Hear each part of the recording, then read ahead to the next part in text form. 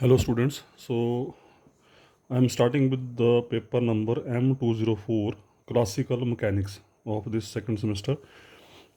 थोड़ा सा मैं आपको इसमें ये बताना चाहूँगा कि फर्स्ट सेमेस्टर में हमने एक मैथमेटिकल पेपर स्टडी किया था, सो कॉल्ड ऑपरेशन सर्च। और ये पेपर जो है बिल्कुल उसके ऑपोजिट है, ये थ्योरेटिकल पेपर है, आपका मैकेनिक्स का पेपर है।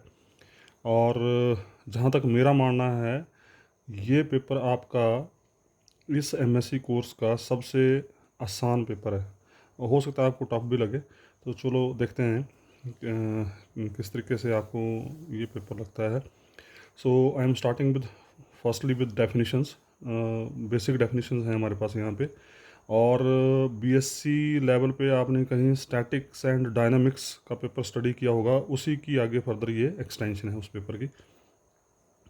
थोड़ा थ्योरेटिकल है, ये आपको याद करना पड़ेगा, पर इतना मैं श्योर करता हूँ आपको कि जो मैं यहाँ आपको बताने जा रहा हूँ वो आपको आराम से चीज़ें समझ आएंगी। पर थोड़ा सा ये ध्यान रखना है कि साथ साथ में आपने प्रैक्टिस करनी है और कंसेप्ट्स को आपने याद करना है। ठीक है जी। सो स्टार्ट करते हैं। So first definition is mechanics. Mechanics से क्या समझते हैं? मैकेनिक्स क्या होती है? It is the branch of science which deals with the study of motion of material objects. It has following branches. Mechanics में क्या है? ये एक साइंस की ब्रांच है which deals with the study of motion of material objects. तो जो भी आपके मटेरियल ऑब्जेक्ट्स हैं उसके मोशन की स्टडी जो हम करेंगे, that is called simply mechanics. और मैकेनिक्स की हमारे पास ये कुछ एक ब्रांचेस हैं। नंबर एक, स्टैटिक्स। एक स्टैटिस्टिक्स होती है, ध्यान रखना। स्टैटिस्टिक्स आपकी वो एक अलग पेपर है, उसकी अलग से एमएससी होती है। ये स्टैटिक्स है। स्टैटिक्स का मतलब यहाँ पर ये है कि जब भी आपका ऑब्जेक्ट रेस्ट पोजीशन में है, तो रेस्ट पोजीशन के दौरान उसकी जो स्टडी करेंगे हम, उस ऑब्जेक्ट की जो भी स्टडी होगी, दैट इज़ कॉल्ड स्टैटिक्स। दूसरी इसकी जो ब्रांच है वो है काइनामेटिक्स। काइनामेटिक्स है, it deals with the study of motion of objects without taking into account the factors, जैसे nature of forces, nature of bodies etcetera. मतलब फोर्स किस नेचर की है या बॉडी किस नेचर की है, इस तरह के फैक्टर्स को हम अवॉइड करते हुए जब भी ऑब्जेक्ट के मोशन को स्टडी करेंगे, जो कि एक ऐसा ऑब्जेक्ट जो किसी मोशन को किसी किसी किसी मोशन में है, तो उसकी जो स्टडी होगी उसको बोलेंगे हम काइनेमेटिक्स। और इसमें खासियत ये रहेगी कि हम फोर्स की नेचर, बॉडी की नेचर, जैसे बॉडी रफ है या प्लेन है या किस तरीके की है, वो चीज़ें हम अवॉइड करेंगे यहाँ पे। और तीसरी आती है फिर dynamics. It deals with the study of motion of objects taking into account the factors which causes motion. की बॉडी मोशन में है और इसके दौरान जो भी फोर्सेस का नेचर होगा, जो भी बॉडी का नेचर होगा, ये चीज़ें अब यहाँ पर हम इंक्लूड करेंगे। डायनामिक्स के केस में, डायनामिक्स के केस में ये चीज़ें इंक्लूड करेंगे, लेकिन काइनेमेटिक्स के केस में इनको एक्सक्लूड करेंगे। तो इस तरह की जब ये इस तरह की चीज़ें हम इंक्लूड करेंगे ड्यूरिंग मोशन, तो उस तरह का जो मोशन होता है इसको बोलते हैं हम डायनेमिक्स सिंपली। तो ये तीन ब्रांचेज हैं इसकी, मैकेनिक्स की: स्टैटिक्स, काइनेमेटिक्स और डायनेमिक्स। तो हम मेजरली जो है स्टडी करेंगे यहाँ पे डायनेमिक्स। उसके बाद आता है फोर्स। अब छोटी छोटी बातें हैं, हालांकि आपने लोअर क्लासेस में स्टडी की हैं, पर फिर भी चलो यहाँ पर थोड़ा हम रिवाइज कर लेते हैं। It is a pull or push which produces or tries to produce motion of a body. ठीक है जी। फोर्स क्या होती है? ये एक पुल या पुश है जो किसी बॉडी के अंदर produces or tries to produce motion of a body at rest or stops or change the direction of motion of body. मतलब अगर बॉडी खड़ी है तो उसको चलाने की क्षमता रखती है, अगर चल रही है तो उसको रोकने की क्षमता रखती है, या उसकी मोशन की डायरेक्शन को चेंज करने की क्षमता रखती है। तो इस तरह की जो चीज़ होती है, that is called simply force. ठीक है जी। उसके बाद लीनियर मोमेंटम। ये भी बातें हमने सारी लोअर क्लासेज में स्टडी की हैं। If a body of mass capital M, even you can take small m, move with velocity v, then linear momentum is given by, linear moment होता है mass of the body into velocity of the body. m into v लिखते हैं हम इसको capital P से, तो P is equal to m v. उसका angular acceleration, हालांकि इससे पहले एंगुलर वेलोसिटी होनी चाहिए। एंगुलर से क्या समझते हैं आप? एंगुलर, एंगुलर का मतलब किसी एंगल के अराउंड आप जब मोशन को स्टडी कर रहे हैं। If a body moves along a curve, किसी कर्व के अलोंग को बॉडी चल रही है, through an angle theta in time t, then angular velocity is given by. तो एंगुलर वेलोसिटी होती है एंगुलर वेलोसिटी को लिखते हैं हम ओमेगा वेक्टर से, याद करिए इसको, इसकी नोटेशन है स्टैंडर्ड नोटेशन। एंगुलर वेलोसिटी की नोटेशन है ओमेगा वेक्टर, और ये होती है rate of change of angle.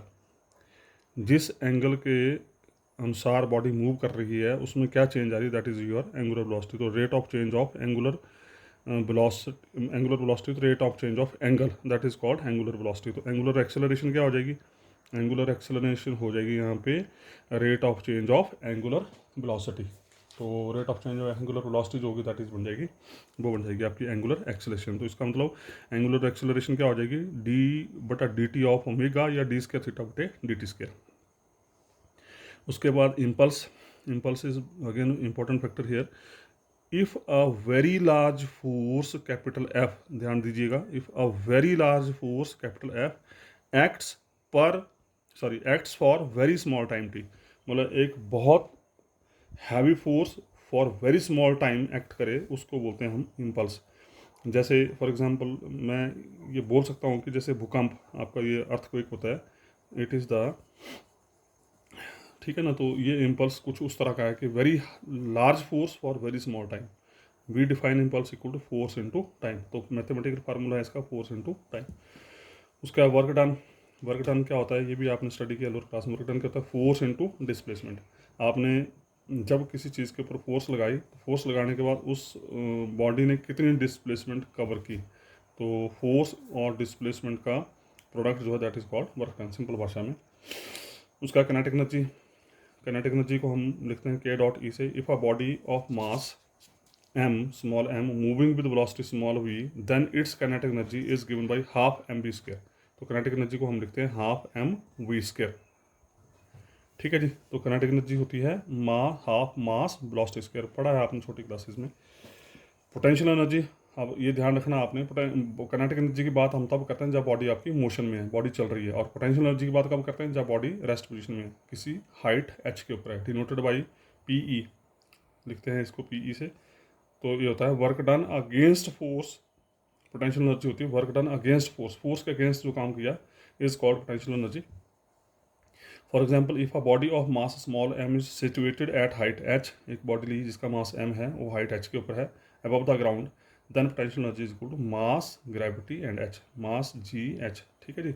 Mass into जी हो गया वेट, तो weight into height that is potential energy, that is work done against gravity.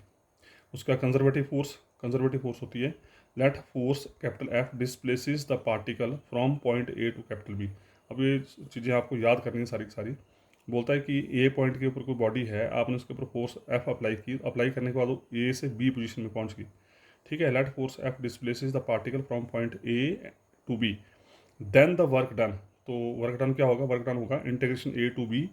तो वर्क डन वैसे क्या होता है, फोर्स इनटू डिस्प्लेसमेंट। फोर्स आपने एफ अप्लाई की, मान लीजिए ए से लेकर बी तक का जो डिस्प्लेसमेंट है that is equal D R vector, तो वर्क डन हो गया एफ डॉट डी आर। आपने ए से बी पूरा देखना है तो क्या करते हैं हम उसको ए टू बी इंटीग्रेट करेंगे, तो A to B integration F dot D R, this is the work done. बोलता है if work done is only at A and B, अगर सिर्फ ए के ऊपर ही वर्क डन हुआ तथा बी के ऊपर ही वर्क डन हुआ, then we say force is said to be conservative. तो वो फोर्स कहलाएगी, वो फोर्स है वो जो फोर्स है उन पॉइंट्स के ऊपर कंजर्वेटिव है। तो ये कुछ एक बेसिक्स थे हमारे यहाँ तक। उसके बाद अब यहाँ पे ये जो नंबर 12 है डेफिनेशन, यहाँ से पेपर में क्वेश्चन आया है ये कई बार, मैं थोड़ा इसको ब्रीफ कर देता हूँ। तो इस क्वेश्चन को पूछने का तरीका है यहाँ पे, what do you understand by constraints. तीन चीज़ें इकट्ठी पूछ ली हैं। पहले तो कंस्ट्रेंट क्या होती हैं, फिर नंबर 2 डिग्री ऑफ फ्रीडम क्या होता है, नंबर 3 जनरलाइज्ड कोऑर्डिनेट्स क्या होते हैं, और लास्ट में बोल रहा है कि इन चीज़ों को आप with the help of example explain करो। तो सबसे पहले हम कंस्ट्रेंट की बात करते हैं। कंस्ट्रेंट्स, हालांकि आपने एप्लीकेशन सर्च पढ़ी फर्स्ट सेमेस्टर में, कंस्ट्रेंट्स आप बड़े अच्छे से जानते हैं कंस्ट्रेंट्स क्या होती हैं। A constraint motion is one which takes place in restricted manner. अगर आपको याद हो तो फर्स्ट सेमेस्टर में एप्लीकेशन सर्च में हम कंस्ट्रेंट्स लिखते थे, एक ऑब्जेक्टिव फंक्शन लिखते थे, कंस्ट्रेंट्स लिखते थे, और कंस्ट्रेंट्स क्या होती थी, इक्वेशंस होती थी जिनमें रिस्ट्रिक्शन होती थी, या तो लेस देन इक्वल टू का साइन होता था या ग्रेटर देन इक्वल टू का साइन होता था, है ना। तो उस तरह की रिस्ट्रिक्शन। तो बोलता है कंस्ट्रेंट मोशन ये एक ऐसा मोशन है which takes place in restricted manner, जिसके ऊपर आपने कुछ रिस्ट्रिक्शन लगाई होंगी और उन रिस्ट्रिक्शन के तहत वो मोशन जो है वो एग्जिस्ट कर रहा है। फॉर एग्जाम्पल, अब इसका एग्जाम्पल देखिए ज़रा। The motion of particle on the surface of sphere. आप बड़े ध्यान से सोचना इसको ज़रा। सरफेस ऑफ सफ़ेयर, सफ़ेयर आप जानते हैं, मान लीजिए सफ़ेयर एक फुटबॉल है, तो फुटबॉल के ऊपर कोई पार्टिकल मूव कर रहा है। मान लीजिए कोई मकोड़ी मूव कर रही है, कोई मक्खी मूव कर रही है, या कोई इस तरह का इंसेक्ट जो वहाँ पे मूव कर रहा है। अब सोचना आपने कि अब वो जो पार्टिकल उस सरफेस के ऊपर मूव कर रहा है, उसकी इक्वेशन ऑफ मोशन क्या होगी? Under which equation of motion that particle moves on that surface. तो देखिए ज़रा, हालांकि ये भी आपने लोअर क्लासेस में स्टडी किया है। Let the particle moves on the surface of sphere. ध्यान रखना, सफ़ेयर के सरफेस के ऊपर है, विद सेंटर, उस सरफेस का सेंटर ले लिया हमने, सॉरी उस स्फीयर का सेंटर ले लिया x1 y1 z1 and radius ले लिया उसका r। ठीक है जी, मेरे ख्याल से कोई दिक्कत नहीं है। ये आपका सर्कल, सॉरी सफ़ेयर, ये इसका सेंटर पॉइंट, और इसका ले लिया हमने रेडियस, और पार्टिकल कहीं मान लो यहाँ जैसे p पॉइंट के ऊपर पार्टिकल इसके ऊपर चल रहा है। Let capital P be the position of the particle having coordinates x, y, z। ये p पॉइंट ले लिया जिसकी position x, y, z with the position of the particle at any time t। Centre point आ गया, radius आ गया। ध्यान रखिएगा, particle जो है वो सेंटर पॉइंट से r डिस्टेंस के ऊपर है। जो पार्टिकल मूव कर रहा है, अगर आप ध्यान दें, फुटबॉल को आप अपने दिमाग में रखें, ध्यान में रखें, और उस फुटबॉल के ऊपर कोई पार्टिकल चल रहा है, फुटबॉल का सेंटर पॉइंट कहाँ है, और उस सेंटर पॉइंट से फुटबॉल का रेडियस कुछ होगा। तो वो जो रेडियस होगा, इसका मतलब ये हुआ कि वो जो पार्टिकल उस सरफेस के ऊपर मूव कर रहा है, वो सेंटर पॉइंट से r डिस्टेंस के ऊपर मूव कर रहा है थ्रू आउट। ठीक है। Then motion on sphere in a surface is given by उस पार्टिकल का मोशन, उस सरफेस के, उस स्फीयर के सरफेस के ऊपर कैसे देंगे हम? क्या होता है सफियर की इक्वेशन, क्या होती है? x-x1 का होल स्क्वायर प्लस y-y1 का होल स्क्वायर प्लस z-z1 का whole square equal to r square. तो ये जो इक्वेशन है, this itself gives the motion, equation of motion of the particle on the surface of the sphere. तो which is the one constant. ये आई एक constant, एक equation. ठीक है, जिसके ऊपर आपने रिस्ट्रिक्शंस क्या लगाई? रेडियस r है, सेंटर पॉइंट उसका ये है, x-y-z पार्टिकल की पोजीशन है। तो इन तमाम रिस्ट्रिक्शंस के तहत जो उसकी इक्वेशन बनी वो ये बनी। तो ये बनी एक कंस्टेंट, और इस एक कंस्टेंट के जरिए वी विल फाइंड, या we can find the position of the particle p। अगर हमें x1 y1 z1 पता लग जाए, r पता लग जाए, तो इमीडिएट आपको p पॉइंट की पोजीशन पता लग जाएगी कि p पॉइंट कहाँ जैसे आपका। ठीक है जी। उसके बाद नेक्स्ट है सेकंड जो पूछा था उसने, डिग्री ऑफ फ्रीडम। तीन चार चीज़ें इकट्ठी पूछी, कई बार क्वेश्चन पेपर में पूछा गया। कंस्ट्रेंट को एक्सप्लेन करो, फिर डिग्री ऑफ फ्रीडम क्या होती है। This is one of the very important part है। ये डिग्री ऑफ फ्रीडम आपका लास्ट तक पीछा नहीं छोड़ेगी, इसलिए इसको ध्यान से देख लेना आपने। उसका generalised coordinates, this is again very important. ये भी हम बार बार हर क्वेश्चन में यूज़ करेंगे। और बाकी उसने एग्जाम्पल की हेल्प से बोला कि एग्जाम्पल की हेल्प से इसको एक्सप्लेन करो। ओके, तो नेक्स्ट है degree of freedom. The number of independent coordinates, ध्यान रखिएगा, ये देखो जरा क्या बोल रहा है degree of freedom. The number of independent coordinates needed to define the state of system. आप जिस सिस्टम को स्टडी करना चाह रहे हैं, जिस सिस्टम का मोशन आप स्टडी करना चाह रहे हैं, आपने, हमारा टारगेट क्या होता है? पहले उस सिस्टम को मैथमेटिकल इक्वेशंस में कन्वर्ट किया जाए। ठीक है जी। मैथमेटिकल इक्वेशन में कन्वर्ट करने के बाद फिर हम देखेंगे कि उन मैथमेटिकल इक्वेशंस में कितने इंडिपेंडेंट कोऑर्डिनेट हैं। This is very important. The number of independent coordinates needed to define the state of system which are compatible with the given constraint. Constraint में ऑटोमेटिकली जब आप वो इक्वेशन फॉर्म करेंगे तो वो इक्वेशन जो है that is called constraint which are compatible with given constraint. मतलब जिन इंडिपेंडेंट कोऑर्डिनेट्स की बात कर रहे हैं, ये गिनती में उतने ही होंगे जितनी उस कंस्ट्रेंट को जरूरत है। जैसे ऊपर वाली इक्वेशन देखो जरा, अगर इस इक्वेशन को ध्यान से देखें तो कितने वेरिएबल हैं यहाँ पे? 1 2 3, तीन ही वेरिएबल है, और तीनों इंडिपेंडेंट पोजीशन है। एक्स की पोजीशन अपने तरीके से है, वाई की पोजीशन अपने तरीके से, जेड की पोजीशन अपने तरीके से। तो this equation has 3 independent coordinates. इसका मतलब this equation has degree of freedom equal to 3। तो जितने इंडिपेंडेंट कोऑर्डिनेट्स होंगे that is the degree of freedom. Okay, the number of independent coordinates needed to define the state of system which are compatible with given constraint is called number of degree of freedom. जैसे देखिए जरा, for example the motion of particle moving freely, very important, freely मतलब आपस में particle का कोई लेना देना नहीं है, हर पार्टिकल अपने तरीके से मूव कर रहा है। In space can be described by, देखो जरा स्पेस कौन सा ले रहा हूँ मैं? 3 डायमेंशनल स्पेस। यहाँ ध्यान रखना आपने, यहाँ पर हम फिलहाल 3 डायमेंशनल स्पेस की बात करें। Similarly we can extend for 4 dimensional, 2 dimensional, 5 dimensional and so on. The motion of particle moving freely in space, in 3 dimensional space, can be described by automatically x comma Y comma z. ठीक है जी, 3 dimensional space है तो position क्या होगी, X comma Y comma Z type की। In this case degree of freedom is बन गई ना 3 इंडिपेंडेंट कोऑर्डिनेट, क्योंकि एक्स बाई जेड तीनों पोजीशन है, तीनों के तीनों पार्टिकल इंडिपेंडेंट, इनका आपस में कोई लेना देना है, तो नंबर ऑफ इंडिपेंडेंट कोऑर्डिनेट्स हो गए यहाँ पे 3, सो डिग्री ऑफ फ्रीडम होगी 3। ध्यान रखेंगे आप यहाँ पे, ये एक सिंगल पार्टिकल की मूवमेंट है, सिंगल पार्टिकल की मूवमेंट है, तो सिंगल पार्टिकल जो चल रहा है उसकी पोजीशन है जे, तो उसकी पोजीशन के अनुसार कितने वेरिएबल्स हैं आपके इंडिपेंडेंट, 3, तो इसकी डिग्री फ्रीडम होगी 3। ये एक पार्टिकल की बात हो रही है, ध्यान रखना।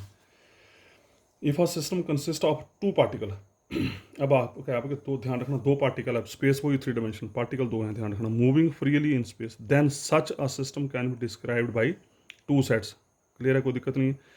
जैसे एक पार्टिकल है तो उसकी पोजीशन x1 y1 z1, तो दूसरा पार्टिकल उसके आसपास होगा तो उसकी पोजीशन होगी x2 y2 z2। तो एक पार्टिकल की पोजीशन ये है, दूसरे पार्टिकल की पोजीशन ये है, पहले पार्टिकल इंडिपेंडेंट कोऑर्डिनेट्स 3 है, दूसरे पार्टिकल के भी इंडिपेंडेंट कोऑर्डिनेट्स 3 है, तो टोटल इंडिपेंडेंट कोऑर्डिनेट कितने हो गए, 6। राइट, तो इसका मतलब इसकी इस स्पेस में इन पार्टिकल्स की डिग्री ऑफ फ्रीडम होगी 6। उसी तरीके से अगर 3 पार्टिकल लेंगे तो क्या हो जाएगी डिग्री ऑफ फ्रीडम 9। 3 डायमेंशनल की बात कर रहा हूँ, ध्यान रखना। अगर आप 4 पार्टिकल लेंगे तो डिग्री ऑफ फ्रीडम हो जाएगी 12 एंड सोन।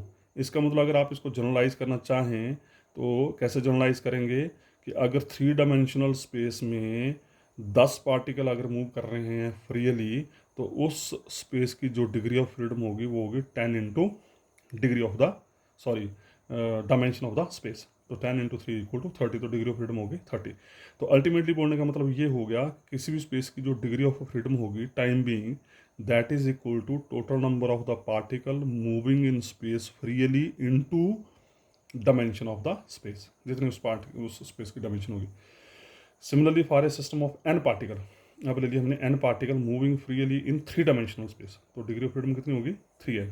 ठीक है जी, number of particle into dimension of the space, तो number of degree of freedom होगी उस स्पेस की 3n। पर अब ये फाइनल आंसर नहीं है, अब देखिए ज़रा।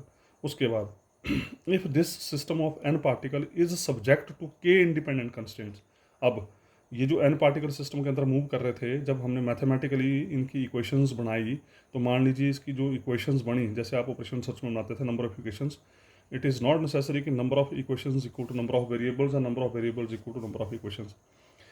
ठीक है, if this system of N particle is subject to K independent constants expressed as, मतलब नंबर ऑफ पार्टिकल्स n है, n पार्टिकल की पोजीशन 3 डायमेंशनल है, और उन को जब हमने मैथमेटिकली हमने ट्रेस किया तो नंबर ऑफ इक्वेशन जो बनी वो k बनी, k independent constants expressed as f1 of x1 by 1 z1 comma x2 by 2 z2 comma so on comma xn by n zn comma t, this is important है, t is the time factor, क्योंकि जब body motion में तो time factor is there equal to c1। उसी तरीके से दूसरी constant आ गई f2, same variables, so on last आ गई एफ के, x1 x z1 x2 by 2 z2 so on xn by n zn t equal to C के।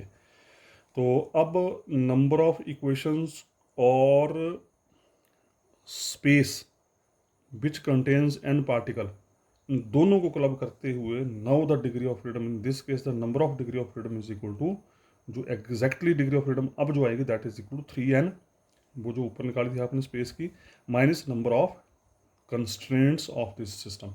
So this result finally gives the degree of freedom. तो याद करना आपने, डिग्री ऑफ फ्रीडम फाइनली क्या होगी 3n, 3 क्या है dimension of the space, n क्या नंबर ऑफ पार्टिकल्स, और इसमें घटाना क्या है number of constraints made by these independent coordinates या independent particles.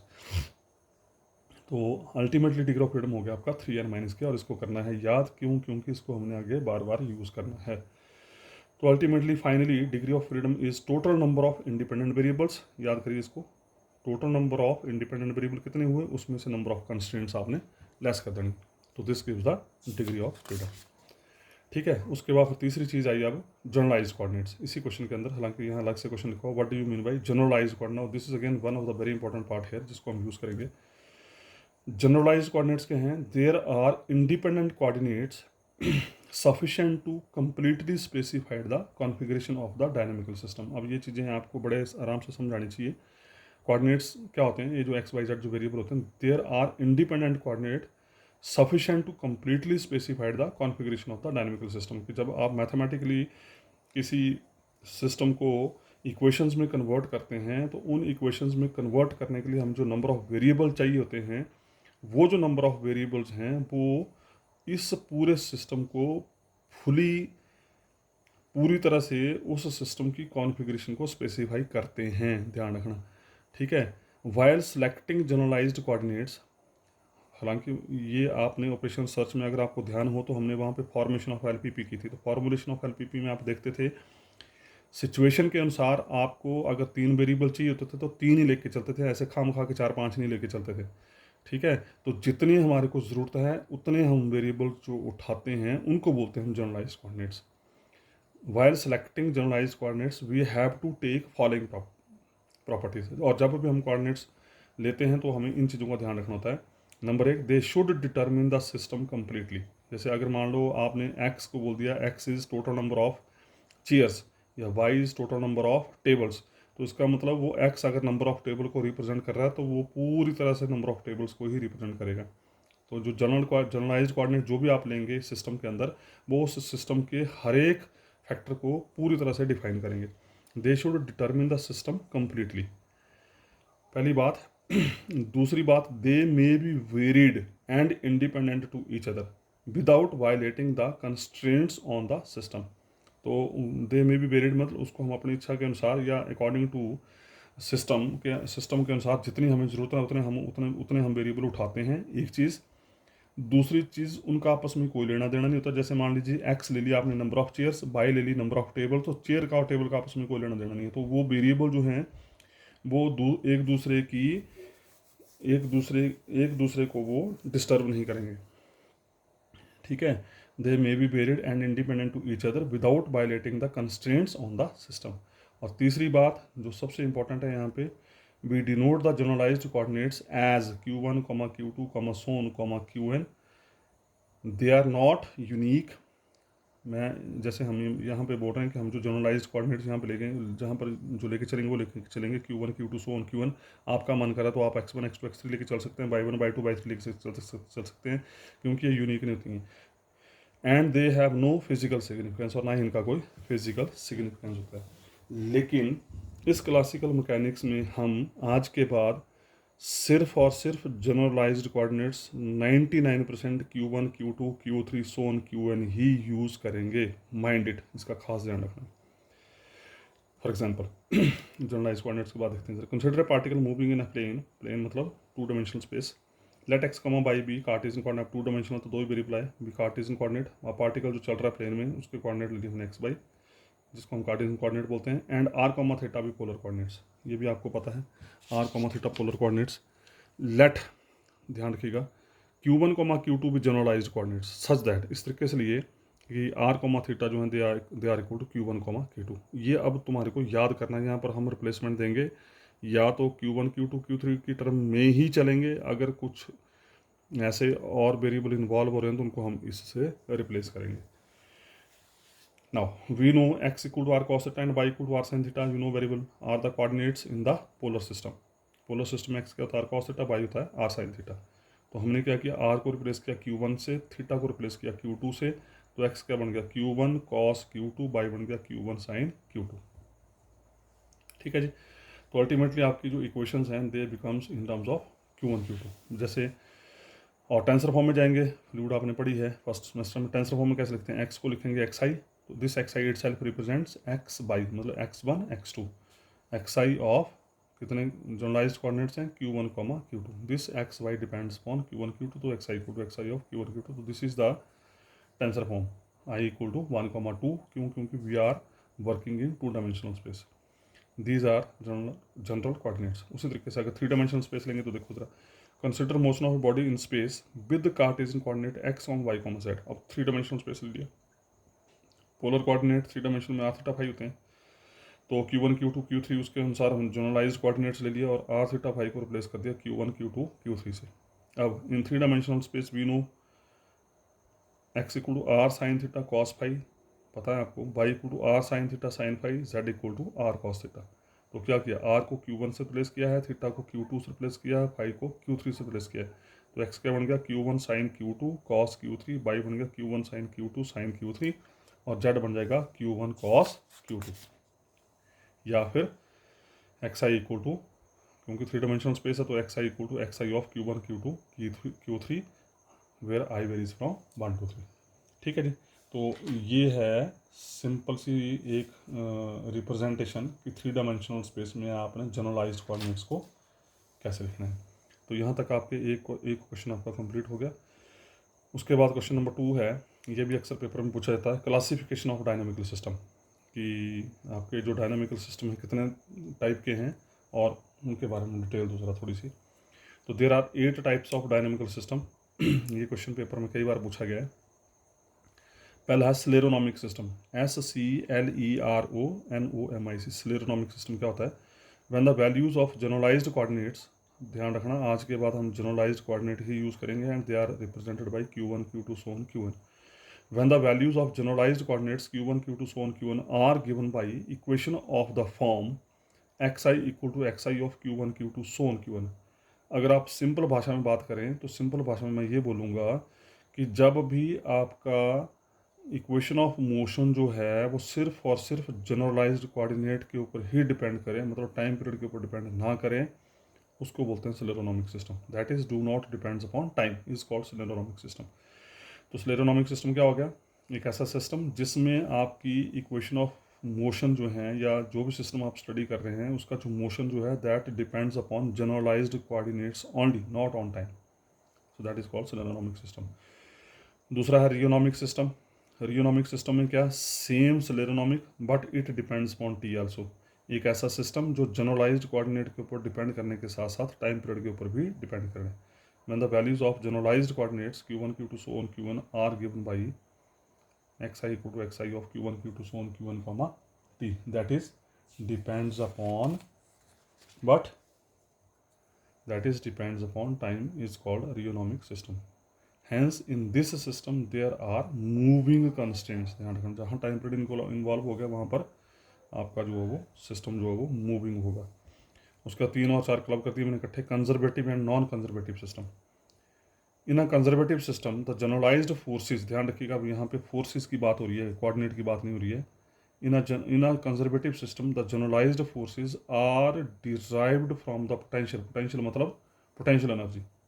Potential energy means conservative system में जब जनरलाइज्ड फोर्सेस को हम कहाँ से ड्राइव करें? पोटेंशियल एनर्जी की हेल्प से। पोटेंशियल एनर्जी से जनरलाइज्ड फोर्सेस की जब हम डेरिवेशन निकालेंगे तो उसको नाम देंगे हम कंजर्वेटिव सिस्टम। मतलब बोलने का, इफ़ दिस पोटेंशियल एनर्जी को कैपिटल बी से लिखते हैं, ध्यान रखना, याद कर लो उसको आज के बाद, पूरी मैकेनिक्स में है। पोटेंशियल एनर्जी को हम लिखेंगे कैपिटल वी से, और काइनेटिक एनर्जी को लिखेंगे हम यहाँ पर कैपिटल टी से। तो V is function of Q1 Q2 so on Qn, that is if capital Q1 comma capital Q2 comma so on comma capital Qn भी जनरलाइज्ड फोर्सेस, मान लीजिए जनरलाइज्ड फोर्सेस हैं, तो कैपिटल Q1 होता है minus करली वी ओवर करली Q1, करली कैपिटल वी ओवर करली Q1। कैपिटल Q2 होता है माइनस करली और करली Q2 of capital V. So on capital Q1 होता है माइनस करली और करली Q1 कैपिटल वी। इसको याद करना, हालांकि आगे जाके हम इसको सॉल्व भी करेंगे, ये ड्राइव होके आता है रिजल्ट।